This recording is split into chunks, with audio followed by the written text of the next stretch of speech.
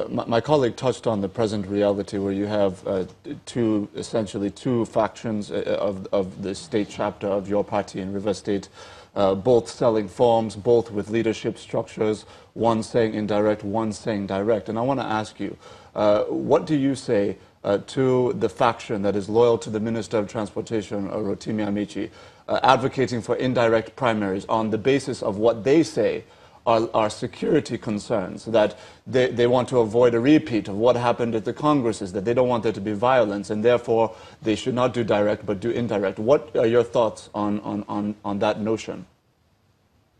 First of all, the argument about security for security for direct primaries is being made all across the country. And for those who continue to make that argument, I have just one simple question. How were the congresses conducted?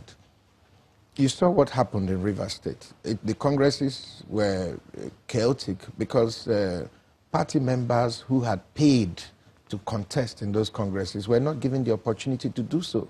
Forms were not even sold to them. They never saw the officials that were to conduct the congresses. And the whole thing was taken into a hotel, which was on national television. So those kind of actions are the things that resulted in the crisis. If you have a situation where party members across the country are allowed to freely express their preference, I don't foresee any security challenges. That is one. Secondly, we are the ruling party in the country, and it is our responsibility to provide security for all Nigerians. So if we now go to Nigerians to say we cannot hold congresses in our own party because of security, how do we assure the country that we can hold a general election in Nigeria? What would be the security situation in a general election? So it is clear that these stories about security concerns is nothing but an attempt by those who already think they know the answers to these questions to manipulate the process in order to produce the answers that they have already arrived at. And party members across the country are not going to accept that. The APC promised Nigerians change. And the most important change that we can give to this country is to change the way our politics is conducted, to actually give the Nigerian people a voice in choosing those that will decide their future. And I think that that is the opportunity and the privilege that direct primaries would offer to members of our party. Now, nationally, we've seen a kind of what appears to be a kind of a subterranean battle playing out between the party leadership at the headquarters and state governors over this issue of direct or indirect primaries. We've seen state party chairmen, for example, come out on behalf of their governors and the state chapters to say, we're not going to accept direct primaries. Ultimately, how do you see this playing out? Do you believe that the governors will ultimately buy into what the national leadership of the party is trying to do in terms of implementing direct primaries around the country? I don't think that all the governors will be on the same page when it comes to that. I know that the people you're hearing coming to say they want indirect primaries are the same people who have control of the indirect process in those states. So what they're simply asking for is that they should be given the right to nominate candidates for all elective offices in their states. You are not hearing from those who would like to contest in those states or who would like to participate in the process, and they know that that process has already been decided against them. For example, in my state, the minister has nominated Toye Cole as the candidate of the party. So for those of them who have accepted that decision, an indirect primary is just a coronation process. For those of us who have insisted on our right to contest and have party members make an input into the decision process in the party, there is no way we'll go and participate in such a process. So I think those that you see calling for indirect primaries are those who already believe that they have the answers to the questions before it is asked. And clearly, that is not what the president wants. That is not what the leadership of our party wants. That is not what ordinary members of this party who sacrificed so much and fought so hard to bring change to this country, that was not what they want. Well, and at the end of the day, the will of the people will prevail. We'll be asking who he thinks will eventually win this battle, because he said that that is not what the party members want. That's not what the leadership of the party wants, especially at the national level. But hey, at the end of the day, who's going to have their say? In just a moment, please stay with us.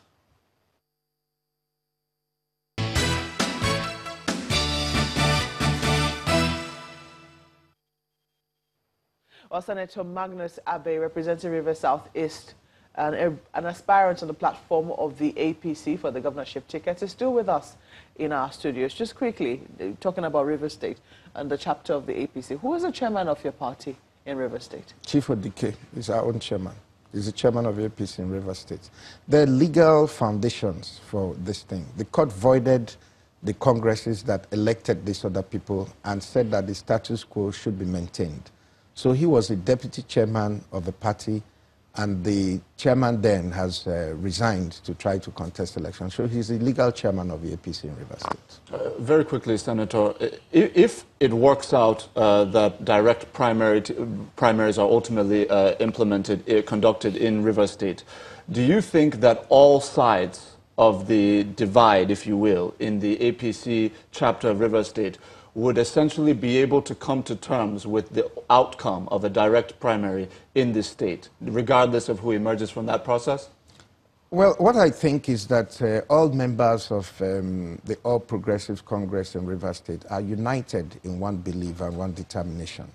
We need to change the direction of our state. We need to bring our state in line with the federal government. And to do that, we have to find a way to bring the party together. The way we will achieve that is to conduct a process that will be acceptable to the broad majority of members of the party. And whoever emerges from a free, fair, and credible process, as stated by the president, I believe that all of us, including myself, will support whoever emerges and will move the party forward.